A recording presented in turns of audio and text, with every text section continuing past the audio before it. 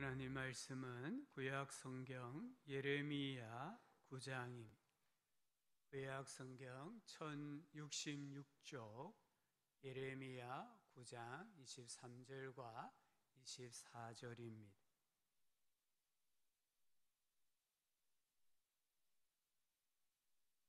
하나님 말씀을 찾으시고요. 꼭 성경이 없으신 분은 앞에 화면을 보시면서 우리 23절과 24절을 다 함께 읽도록 하겠습니다.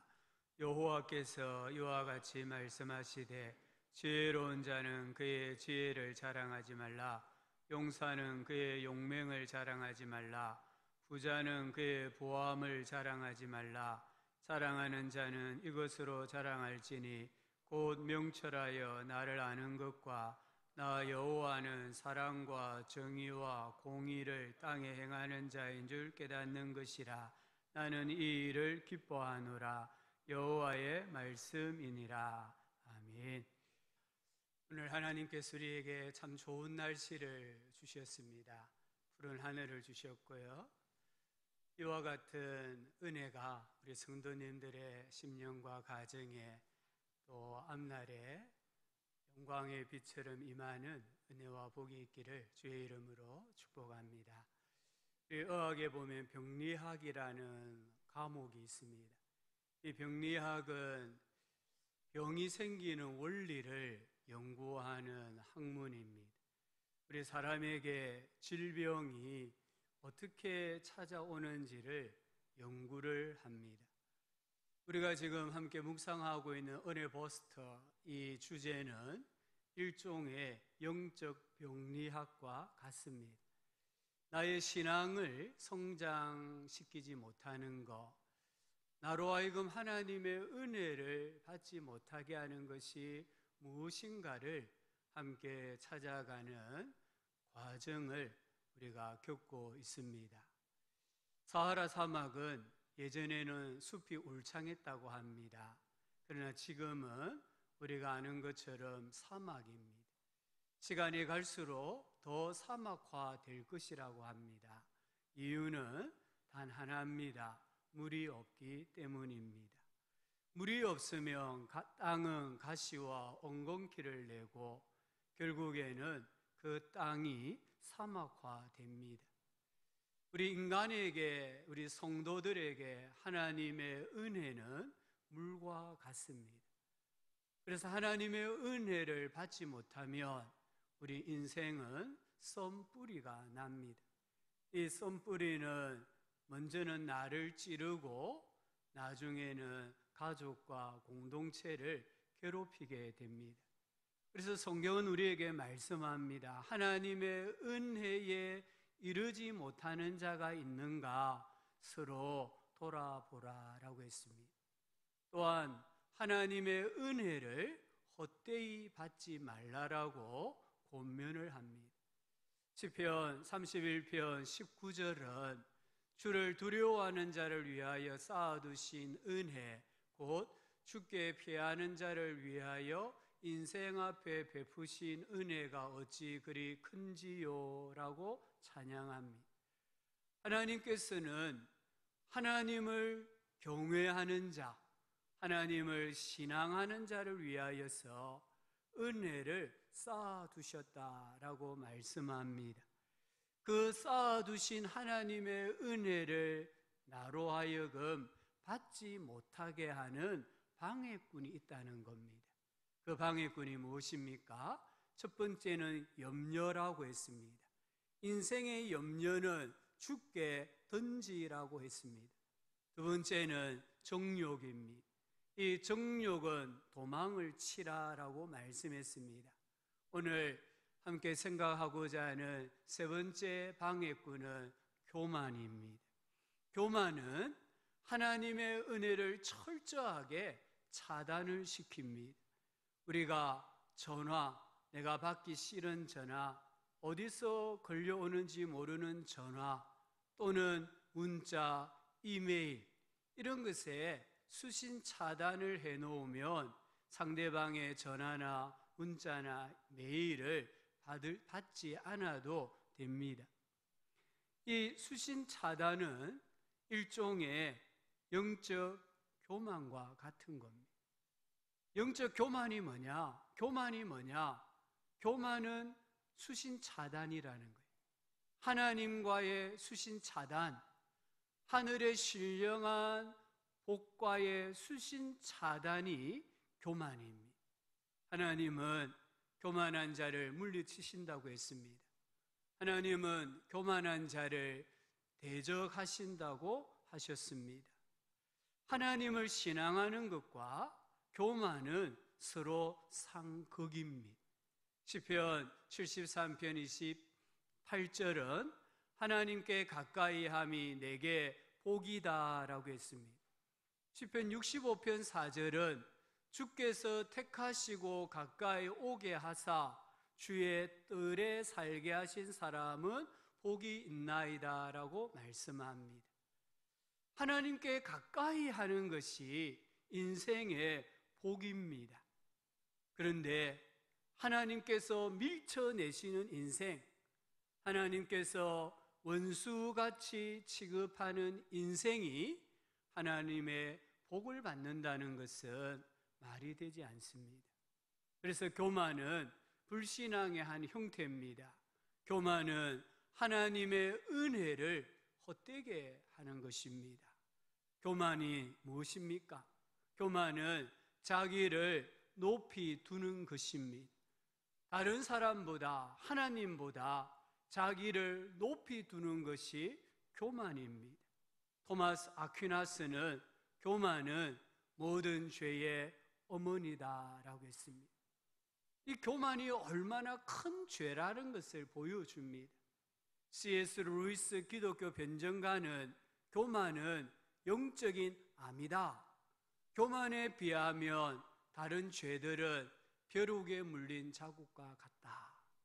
우리가 염려라는 죄, 정욕에 빠지는 죄, 또는 탐심과 탐욕, 이런 죄들에 비하면 그런 죄들은 모기한테 한번 물린 것과 같다는 거예요. 교만은 치명적인 죄라는 것을 우리에게 말씀을 합니다.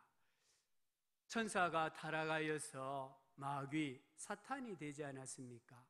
원래 이 천사는 하나님을 섬기던 존재였는데 하나님의 뭇별 위에 높여서 지극히 높으신 하나님과 같아지려는 교만으로 땅으로 떨어져서 마귀, 사탄이 되었습니다. 인간의 첫 범죄가 하나님의 통치를 거부하고 스스로 하나님이 되어서 자신과 세상을 통치하고자 하는 교만으로 시작이 되었습니다. 창세기 11장에 보면은 노아 홍수 이후에 우리 사람들이 시날이라는 평지에 모여 살면서 탑을 하나 쌓습니다. 그 탑을 바벨탑이라고 합니다. 이 바벨탑 사건도 우리 인간의 교만을 보여줍니다. 모여 살면서 문명을 이루고 힘이 강성해지자 교만해집니다. 우리 이름을 내고 다시는 흩어짐을 면하자라고 서로 격려합니다. 이름을 낸다는 것은 이름을 짓는다라는 말입니다. 이름을 짓는다는 것은 그 대상에 대한 주권과 통치권을 가진다는 의미입니다. 그래서 이 바벨탑을 쌓은 목적이 무엇이냐 하면 우리 스스로가 하나님이 되어서 우리 자신들과 역사를 통치하자라는 교만이었습니다. 그래서 하나님께서 이 사람들을 흩으셨습니다. 그래서 그 탑을 바벨탑이라고 부릅니다. 인류 역사의 모든 나라와 왕과 지도자들, 인물들은 자기를 높이고 그렇게 높은 존재인 양 행동하다가 몰락하고 비참한 최후를 맞이한 것을 우리가 잘 알고 있습니다. 오늘 함께 읽은 말씀은 나도 모르게 나를 내 인생의 주인으로 착각하게 만드는 교만을 이야기합니다. 9장 23절을 쉬운 말 성경으로 읽어보면 주께서 또 말씀하신다. 지혜 있는 자는 자신의 지혜를 자랑하지 말라. 힘이 센 사람은 자신의 힘을 자랑하지 마라. 아무리 부자라도 자신의 부요함을 자랑하지 마라라고 합니다. 오늘 하나님께서는 우리 인생들에게 세 가지를 자랑하지 말라고 하십니다. 무엇입니까? 지혜와 힘과 부요함입니다. 오늘 우리는 이 세 가지가 자칫하면은 나를 교만하게 만든다는 거예요. 우리 성도님들 오해하시면 안 됩니다. 내가 지혜가 많다고, 또 내가 힘이 있다고, 내가 부자라고 해서 하나님을 섬기는데 그게 섬기지 못하느냐, 부자는 천국에 가지 못하느냐, 그게 아닙니다. 여기 지혜, 힘, 부요함은 하나님께서 내 인생에 주신 선물입니다. 내 인생을 더 잘 가꾸고 더 이 땅 위에서 아름답게 살아가라고 하나님께서 주신 선물입니다. 근데 이 하나님에 대한 신앙이 없으면, 하나님에 대한 절대 믿음이 없으면 이 세 가지가 나로 하여금 교만하게 만든다는 거예요. 그래서 하나님께로부터 버림받는 인생으로 만든다는 것을 이야기합니다. 무엇입니까? 첫째가 지식이다라고 합니다. 이 지혜, 지식은 내가 가진 지식이나 정보나 경험을 말합니다. 철저하게 나 중심, 세상 중심의 지혜입니다. 우리 사람들은 자기 자신에 대해서는 확신을 품지 말고 진리에 대해서는 의심하지 말아야 한다라는 말이 있습니다. 그런데 지금은 어떻습니까?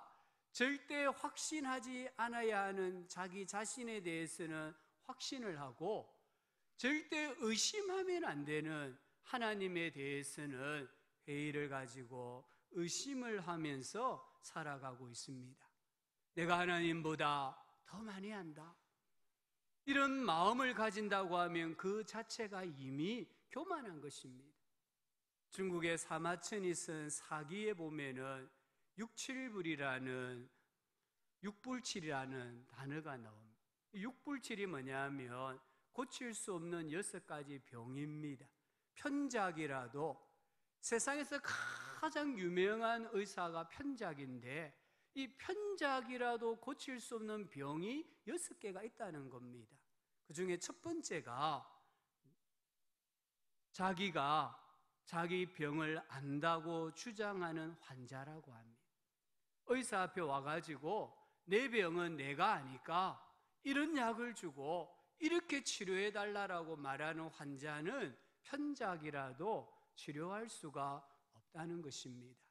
오늘날도 마찬가지입니다.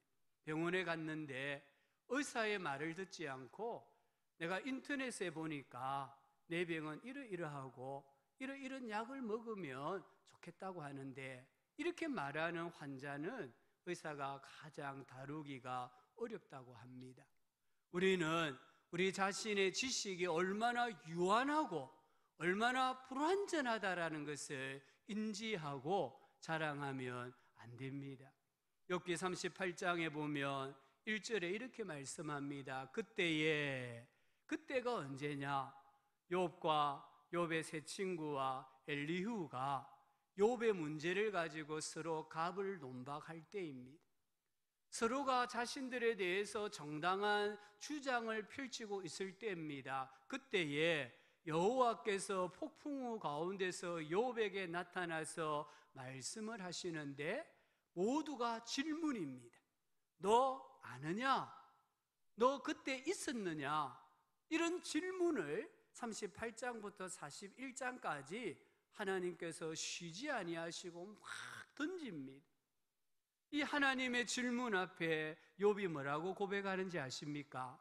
욥기 42장 1절부터 3절에 보니까 욥이 여호와께 대답하여 이르되 주께서는 못하실 일이 없사오며 무슨 계획이든지 못 이루실 것이 없는 줄 아오니 무지한 말로 이치를 가리는 자가 누구니까?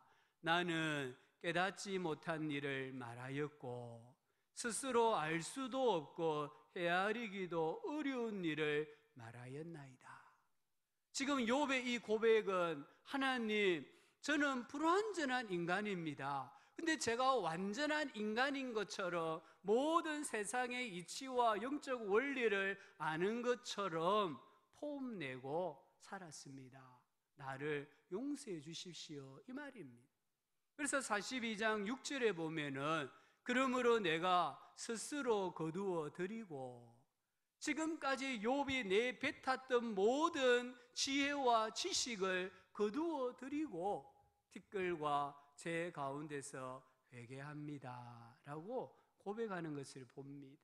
우리가 좀 안다고 배웠다고 의시되면 그 자체가 교만입니다. 다른 사람을 깔보고 무시하면 교만입니다. 내가 가진 지식, 정보, 경험은 하나님의 관점, 영혼의 관점에서 보면 다 쓸모없는 쓰레기와 같은 거예요. 하나님이 없는 지식은 나를 교만하게 한다는 것을 꼭 기억을 해야 합니다. 두 번째가 무엇입니까? 힘, 용맹, 능력이다라고 합니다. 사람들은 자기의 힘과 능력과 자원을 의지하고 자랑합니다. 하나님께서 가나안 입성을 앞둔 이스라엘 백성들에게 모세를 통하여 말씀을 하십니다. 신명기 8장 14절에 보면 내 마음이 교만하여 내 하나님 여호와를 잊어버릴까 염려하노라. 이스라엘 백성들이 가나안 땅에 들어가서 자리를 잡고 좀 살게 되었을 때에 그들 스스로 마음에 이르기를 내 능력과 내 손의 힘으로 내가 이 재물을 얻었다 말할 것이라. 그래서 하나님이 말씀하십니다. 신명기 8장 18절 19절에 보면 내 하나님 여호와를 기억하라. 그가 내게 재물 얻을 뭘 주셨습니까? 능력을 주셨습니다. 이 이스라엘 백성들이 교만하여져서 지금 내가 이렇게 사는 것은 내 힘이다, 내 능력이다, 내게 기술이 있고 실력이 있고 내게 어떤 운이 따라줬기 때문이다라고 말을 한다면 그건 잘못이라는 거예요. 하나님께서 재물 얻을 능력을 주셨기 때문에 가나안 땅에서 정착하게 되고 평안하게 잘 살게 되었다라고 말씀을 하고 있습니다. 이것을 잊어버리면 너희가 반드시 멸망할 것이다라고 하셨습니다. 우리 성도님들, 지금의 내 인생, 내 힘이라고 생각하십니까? 내 능력이었고 내 재주였다고 생각하십니까? 그것은 교만입니다. 교만은 무신론입니다. 무신론이 되면은 멸망당할 수밖에 없습니다. 지금 내가 여기까지 살아온 거, 이룬 것이 하나님의 은혜다라고 고백할 때에 하나님께서는 지키게 하시고 더 풍성하게 하시는 줄 꼭 믿으시기를 바랍니다. 베드로전서 4장 10절에 만일 누가 말하려면 하나님의 말씀을 하는 것 같이 하고 누가 봉사하려면 하나님이 공급하시는 힘으로 하는 것 같이 하라고 했습니다. 봉사도 내 힘으로, 내 재주로 하는 것이 아니라 하나님께서 공급해 주시는 힘으로 주님 제가 섬깁니다, 봉사합니다, 이렇게 고백을 하라고 말씀합니다. 사도 바울이 예수 그리스도를 영접한 이후에 자기 자신에게 유익하던 모든 것, 이 유익하던 모든 것은요, 어깨에 힘을 줄 수 있는 것이에요. 권력이 되는 거예요. 자기 자신을 당당하게 드러내고 자랑할 수 있는 것들입니다. 근데 이 모든 것들을 예수 그리스도를 위하여 다 해로운 것으로 여겼다라고 했습니다. 심지어 자기에게 유익하던 것을 배설물로 똥으로 여겼다라고 고백하고 있습니다. 이 말은 신뢰하지 않았단 말입니다. 이 가지고 있지만, 예를 들어서 로마 시민권은 자기가 태어나면서 가진 겁니다. 이것을 내가 포기할 수는 없습니다. 그런데 뭐라고요? 신뢰하지 않았다란 말입니다. 내가 자랑할 수 있는 것이 있는데 그것을 자랑하지 않는다는 것, 참는다는 것이 쉽겠습니까? 어렵겠습니까? 어렵습니다. 바울은 자기에게 있는 것을 자랑하지 않기 위해서, 교만하지 않기 위해서 자기 몸을 쳐서 복종을 시켰다라고 했습니다. 그래도 순간순간 자기를 신뢰하는 교만의 모습이 나타나니까 아예 똥으로 여겼다는 것입니다. 내 주머니에 똥이 가득 들어있는데 그 똥을 자랑할 수 있는 사람이 있겠습니까? 사도 바울은 세상적으로 보면 누구 앞에서도 당당하고 자랑스러운 사람이었습니다. 하지만 예수님을 영접한 이후에는 그 모든 것들을 똥처럼 생각을 했습니다. 행여나 교만해질까 봐. 교만하면 예수님이 나타나지 않고 죄악된 자기 본성이 나타나기 때문입니다. 바울이 선교하면서 철저하게 깨달은 것이 무엇이냐 하면, 내가 앞서면은, 나의 지식이 앞서면, 나의 철학이 앞서면은 나는 실패한다는 것입니다. 사도행전 17장에 보면은 바울이 그리스 아덴에서 복음을 전합니다. 이 아덴에서 복음을 전할 때에 그리스도의 십자가의 복음을 말하지 않습니다. 지금까지는 바울이 가는 곳마다 그 대상이 누구든지 간에 그리스도의 십자가의 복음을 전했습니다. 그랬을 때 비록 박해도 있었지만 많은 회심자를 얻었습니다. 근데 여기 아덴에서 복음을 전할 때에는 아덴이 철학의 도시가 되다 보니까 바울이 자기의 지식을 이야기합니다. 철학을 이야기합니다. 그런데 결과는 아무것도 없었습니다. 이 아덴에서는 한 사람도 예수님을 믿게 하지를 못했습니다. 그래서 바울이 자기 지식을 앞세우고 철학을 앞세우고 인간적인 것을 앞세우면은 나는 실패한다는 것을 뼈저리게 경험을 합니다. 하나님이 선물로 주신 인생의 자원들을 하나님의 은혜보다 앞세우면 실패합니다. 우리 성도님들에게도 하나님께서 주신 인생의 자원들이 분명히 많이 있습니다. 이 자원들이 나로 하여금 교만하게 만들지 않게 하려고 하면 없는 것처럼 여기셔야 돼요. 비행기를 타고요, 하늘로 올라가면 이 지상 위에 아무리 큰 건물도 작게 보입니다. 나중에는 점처럼 보입니다. 그리고 아예 더 높이 올라가면은 눈에 안 보입니다. 하나님께서 누려라고 주신 선물이 오히려 나로 하여금 교만하게 만든다면 멀리 하셔야 됩니다. 자꾸 눈에 들어온다면은 더 멀리 하셔야 됩니다. 그래야 지킬 수가 있고 누릴 수가 있다는 것을 꼭 기억해야 합니다. 세 번째가 무엇입니까? 부요함, 물질입니다. 나로 하여금 교만하게 만드는 가장 강력한 요소는 물질, 돈입니다. 물질은 자기 만족을 나타내는 거대한 상징입니다. 구약성경 호세아 13장 6절에 보니까 그들이 먹여준 대로, 그들은 북이스라엘 백성들입니다. 그들이 먹여준 대로 배가 불렀고 배가 부르니 그들의 마음이 어땠습니까? 교만해졌습니다. 물질적인 부요함으로 교만해졌다는 겁니다. 이로 말미암아 나를, 하나님을 잊었다라고 말씀을 합니다.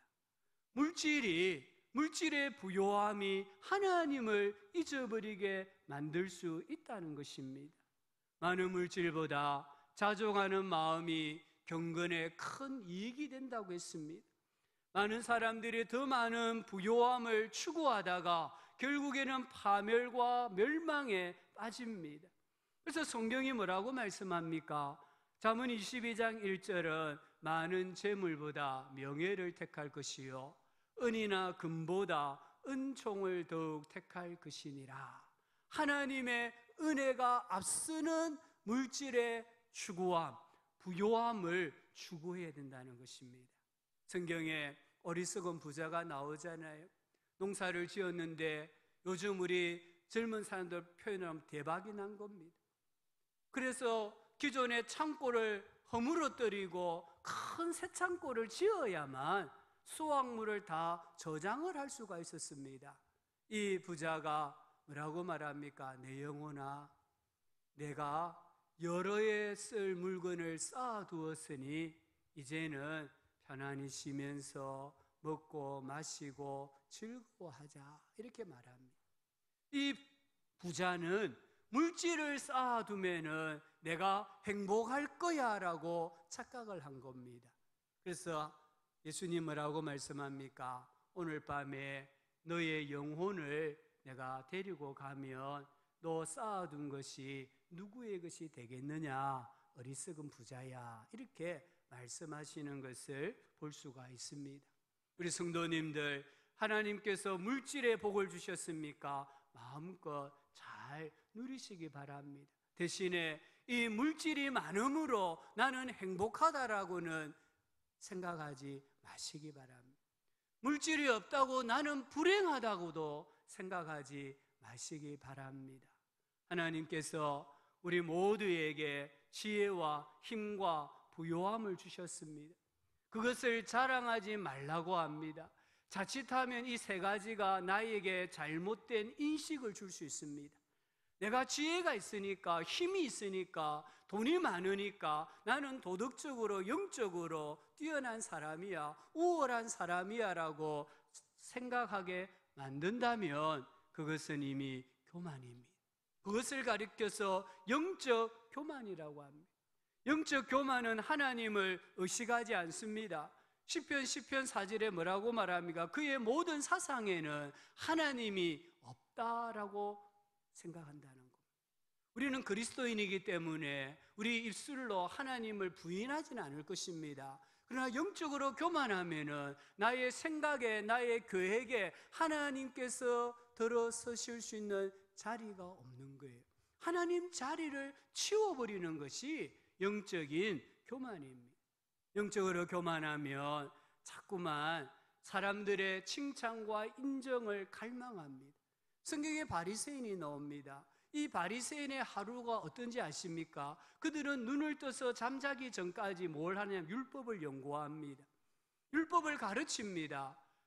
그런데도 예수님께로부터 책망을 받습니다. 왜냐하면 이 바리새인들이 거리에 나가면은 항상 높은 자리, 상석에 앉기를 좋아했습니다. 사람들이 자기들을 알아보고 달려와서는 인사하기를 원했습니다. 또 사람들이 자기들을 선생님, 랍비라 부르기를 원했습니다. 영적 교만했다는 겁니다. 그래서 예수님께서 책망을 하셨습니다. 영적으로 교만하면 다른 사람들을 무시하고 멸시합니다. 또 다른 사람이 좀 일을 잘 못하면은 잘 참지를 못합니다. 어느 자매가 결혼을 하면서 남편 될 사람과 약속을 했답니다. 우리가 이제 결혼할 건데 결혼하면 어떤 일이 있어도 매일 밤 둘이 손잡고 기도하고 자자, 이렇게 이제 서로가 약속을 했어요. 그런데 하루는 이 남편이 술에 만취가 돼가지고 집에 온 겁니다. 아내는 그날도 우리가 약속했기 때문에 여보 손잡고 기도하고 자자. 그러니까 남편이 말합니다. 뭐 기도하냐? 그냥 자자. 그러니까 이 아내가 끝까지 남편에게 기도하고 자자고 하면서 손을 붙잡고 이 아내가 하나님께 기도를 합니다. 하나님, 보시다시피 오늘 밤 우리 남편이 술에 떡이 되었습니다. 술 취한 우리 남편을 용서해 주십시오. 이렇게 기도를 했어요. 그러니까 남편이 그 기도 듣고 있다가 물론 술김에 한 말이겠지만 이렇게 말합니다. 여보, 하나님께 내가 술 취했다고 말하지 말고 당신 마음이 아프다고 말해. 이 말을 하는 거예요. 지금 이 남편이 술에 취해가 만취해가 집에 돌아왔을 때에 누구 마음이 아파요? 아내 마음이 아프잖아요. 근데 왜 하나님께 기도하는데 내가 술에 취했다고 말을 하느냐? 내 때문에 당신 마음이 하나님께 아프다, 이렇게 기도하라는 거예요. 이 아내는 자기도 모르게 영적 교만에 빠져 있었던 거예요. 그래서 이 남편의 술 취함에 대해서 정죄하고 비판하는 것을 보여주는 이야기입니다. 교만은 우리의 삶에 너무나 치명적이에요. 하나님은 교만한 자를 대적하신다고 했습니다.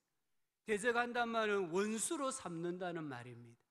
사무엘상 2장 10절에 여호와를 대적하는 자는 산산이 깨어질 것이라, 하늘에서 우레로 그들을 치시리로다. 하나님을 대적하는 자는 하나님께서 대적이 되셔서 그의 삶을 산산조각 내신다라고 말씀하고 계십니다. 하나님께서 나에게 주신 선물이 교만의 수단이 되어서는 안 됩니다. 그럼 어떻게 해야 되겠습니까? 하나님을 알아야 합니다. 오늘 9장 24절에 자랑하는 자를 이것으로 자랑할지니 곧 명철하여 나를 아는 것과 하나님을 아는 것을 자랑하라고 합니다. 왜 그렇습니까? 칼빈은 이렇게 말합니다. 하나님에 관한 지식과 우리 자신에 관한 지식은 서로 연결되어 있다. 하나님을 알지 못하면 인간은 자신이 어떤 존재인지 결코 알 수 없다고 했습니다. 절대자요 전능자이신 하나님을 알면 교만할 수가 없다는 거예요. 왜 우리가 교만합니까? 하나님을 알지 못하기 때문입니다. 진짜 하나님을 알면 우리가 교만할 수가 없습니다. 이사야 6장 5절에 선지자 이사야의 고백이 나오지 않습니까? 화로다 나여 망하게 되었다. 이 말이 무슨 말입니까? 하나님의 영광을 뵙기 전에는 교만했다는 겁니다. 잘난 체 했다는 겁니다. 근데 하나님의 영광을 배웠을 때에 화로다 나여 망하게 되었도다. 나는 입술이 부정한 사람이요 나는 입술이 부정한 백성들 가운데 거주하면서 만군의 여호와이신 왕을 배웠음이로다. 하나님 앞에 회개합니다. 누가복음 5장 8절에 보면은 베드로가 예수님 말씀에 순종하여 만선을 거두었을 때에 그는 기뻐하지 않았습니다. 오히려 만선을 거두었을 때 예수님의 무릎 아래에 엎드리고 이렇게 말합니다. 주여 나를 떠나소서 나는 죄인입니다. 베드로가 얼마나 교만합니까? 베테랑 어부입니다.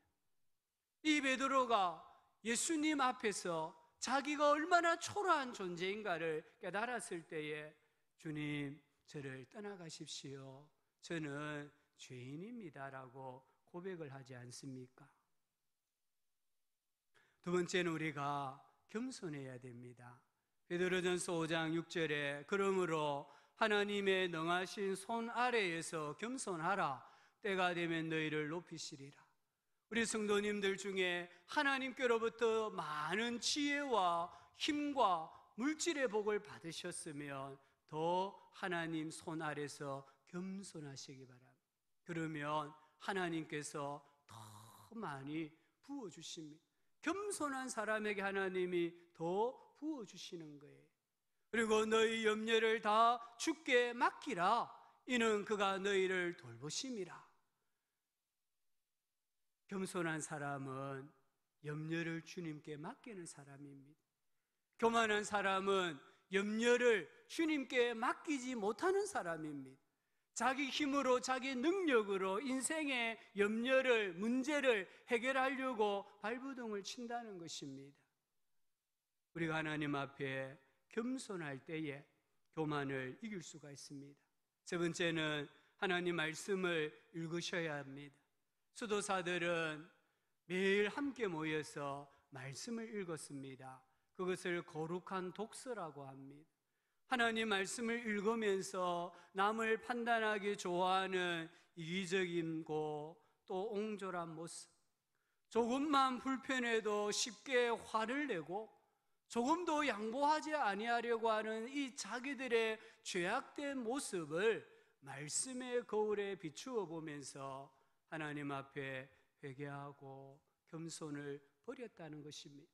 히브리서 4장 12절은 하나님의 말씀은 살아있고 활력이 있어 좌우의 날선 어떤 검보다도 예리하여 혼과 영과 및 관절과 골수를 찔러 쪼개기까지 하며 또 마음의 생각과 뜻을 판단한다고 했습니다. 우리 성도님들, 나 너 할 거 없이 우리 모두는 뼛속까지 죄악된 본성이 있습니다. 그게 교만입니다. 이 뼛속까지 있는 교만을 빼내려고 하면 하나님의 말씀밖에 없습니다.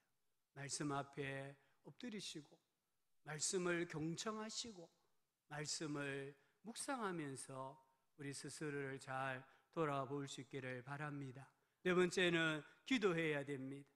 여러분, 기도라고 해서 지금 우리가 하는 기도를 말하지 않습니다.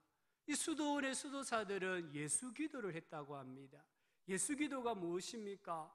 말을 많이 하는 게 아닙니다. 수도사들은 이렇게 기도합니다. 하나님의 아들 주 예수 그리스도시여, 더럽고 형편없는 저를 불쌍히 여겨주소서. 하나님의 아들 주 예수 그리스도시여, 더럽고 형편없는 저를 불쌍히 여기소서. 이 짧은 기도문을 하루에 수십 번씩 하나님께 기도했다는 거예요. 그래서 예수 기도라고 합니다. 다섯 번째는 고난도 감사해야 됩니다. 고난은 가지치기입니다. 내 힘으로 나를 교만하게 만드는 것을 잘라내지 못할 때에 하나님께서 고난을 통해서 가지치게 하시는 거예요.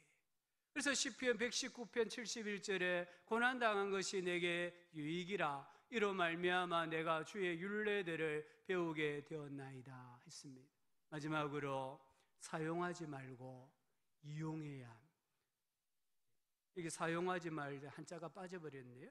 이 개인 사자입니다. 하나님께 주신 지혜, 또 어떤 힘, 물질을 자기 개인을 위해서만, 자기 어떤 욕심을 채우기 위해서만 사용하지 말고 이롭게 하는데 쓰자는 것입니다. 그게 무엇입니까? 바로 하나님 사랑, 이웃 사랑을 실천하는 거지 않습니까? 구제하고 섬기고 하나님의 영광을 드러내기 위해서 잘 이용한다면 하나님 주신 선물이 똥이 아니라 거름이 되고요, 많은 사람을 살리는 하나님의 능력이 되는 것입니다. 바위는 물을 수용할 수 없습니다. 부드러운 흙은 물을 수용합니다. 그래서 땅과 사람을 유익하게 합니다. 교만은 나를 바위와 같게 하는 겁니다. 바위와 같은 내 인생에 하나님의 은혜가 부어진다 할지라도 다 흘러가 버리고 맙니다. 하나님은 교만한 자를 대적하시고 겸손한 자에게 은혜를 주십니다. 우리 하나님은 두 개의 손을 가지고 있습니다. 하나는 교만한 사람을 산산히 조각내는, 꽤 부수는 망치와 같은 손입니다. 또 하나는 겸손한 사람을 일으켜 세우고 붙들어주는 손입니다. 우리 성도님들은 하나님의 어떤 손을 기대하고 계십니까? 망치와 같은 손입니까? 아니면 내 인생의 든든한 후원자와 같은 손입니까? 하나님 앞에 우리 모두 영적 방해꾼인 교만을 겸손으로 결박함으로 말미암아 하나님을 내 인생의 든든한 후원자로 모시고 살아가는 은혜와 복이 충만하기를 주의 이름으로 축원합니다. 하나님 아버지, 오늘 우리에게 하나님을 자랑하는 믿음을 주옵소서. 내가 가진 것을 자랑하지 않고 잘 사용하게 해주시고, 하나님이 어떤 분이신가를 알므로 마음껏 자랑하는 겸손한 우리 모두가 되게 하여 주시옵소서. 오늘도 저희들에게 주시고자 하늘에 쌓아두신 그 많은 큰 은혜를 겸손하기로 마음에 결심하고 다짐하고 실제로 겸손하게 살아가기로 소망하는 우리 성도들에게 풍성히 부어 주시옵소서. 예수님 이름으로 기도합니다. 아멘.